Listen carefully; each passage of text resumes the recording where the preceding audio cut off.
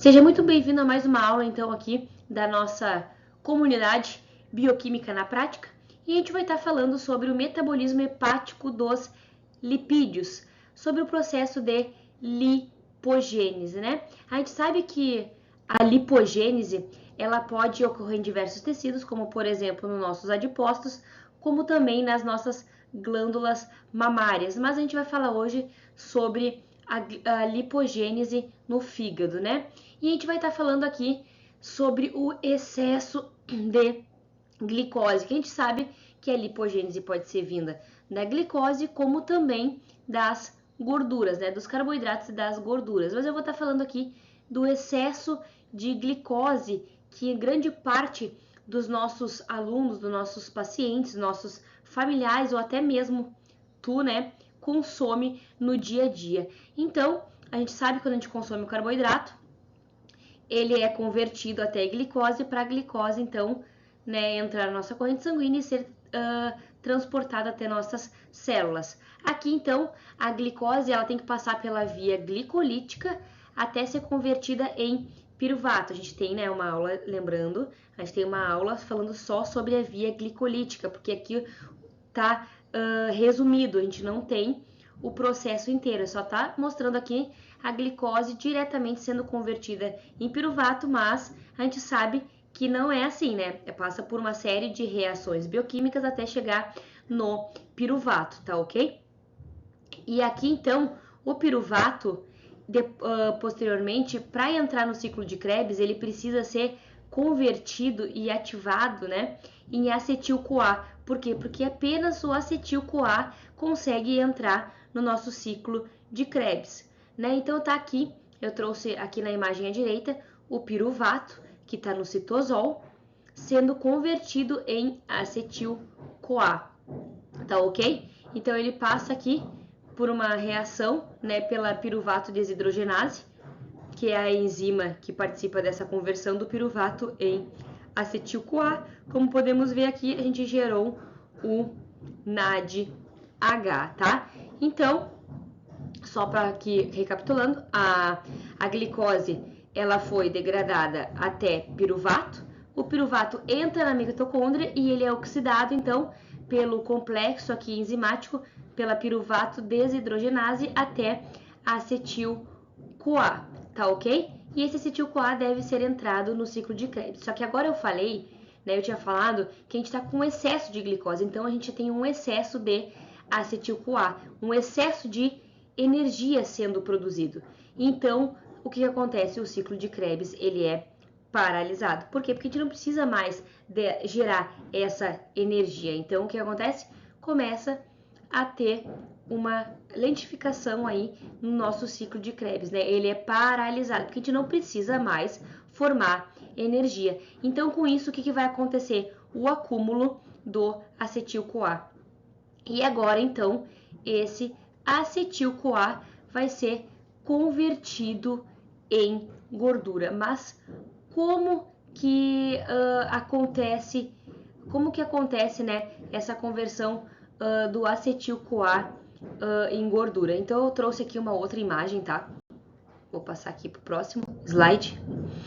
O acetil-CoA, como que ele se converte em gordura, tá? Ó, o acetil-CoA ele não entrou mais no ciclo de Krebs, ele tem que ter um destino. Então, o acetil-CoA agora, ele precisa, tá, se combinar com o oxalacetato para formar o citrato. C2 mais C4 dá C6, 6 carbonos, que é o nosso citrato, tá ok? Então, por que que isso acontece, tá? Por que a gente precisa formar o citrato? Porque o citrato, ele consegue sair da mitocôndria para ir para o citosol. O acetil-CoA não. Então a gente precisa converter, né, fazer essa condensação do acetil-CoA com oxalacetato para formar o citrato, e o citrato está disponível para sair da nossa mitocôndria e ir lá para o nosso citosol, né, ser degradado novamente pela enzima, tá?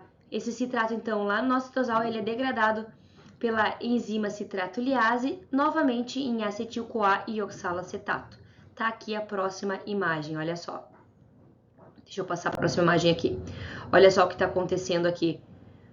O acetil-CoA se juntou com o oxalacetato, formando o citrato. O citrato saiu da mitocôndria, né? E aqui pela citrato-liase, ele é convertido novamente em oxalacetato e acetil-CoA, né? O oxalacetato, então, ele vai ser convertido novamente até piruvato, para o piruvato poder entrar novamente na mitocôndria. Por que essa reação aqui é importante, né? Do oxalacetato até o piruvato? Para formar NADPH, né? Porque o NADPH, ele é um importante substrato, tá? Que vai ser utilizado pela enzima sintase na formação dos ácidos graxos para realizar a lipogênese, né? A gente sabe, então, que para ocorrer a lipogênese, a gente precisa de NADPH, tá? E aqui o acetil-CoA, ele foi convertido, tá? Então, ele vai ter que ser convertido, tá? Pela enzima acetil-CoA carboxilase, tá? Em malonil-CoA, que tá aqui também no fígado demonstrando a imagem, ó. O citrato, ele vira novamente oxalacetato e acetil-CoA.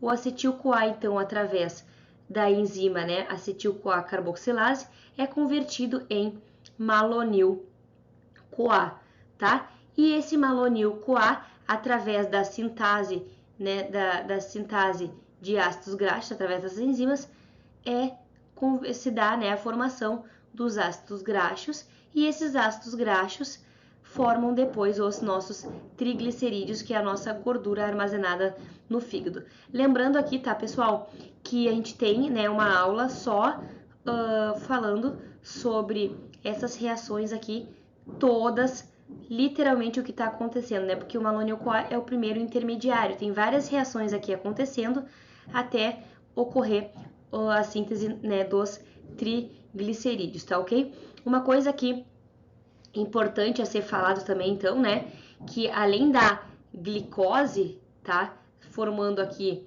o processo de lipogênese, a glicose por si só, ela ativa uma proteína importante aqui, que é o fator de transcrição CH-REBPT, né, que também esses fator aqui de transcrição leva ao aumento dessas enzimas que participam do processo de lipogênese. Então, a glicose por si só já leva o processo de lipogênese, ela ativa fator de transcrição que estimula o aumento da atividade dessas enzimas. E além disso, além da glicose, nós temos a função da insulina, que a insulina também ativa proteínas, né, fosfatases, e esses fatores de transcrições, né, como esse aqui, o SRP11C, que também esse fator de transcrição ativa as enzimas, né, estimula a atividade das enzimas que participam do processo de lipogênese, né? E como que a gente pode reverter, então, né, esse processo de lipogênese, né?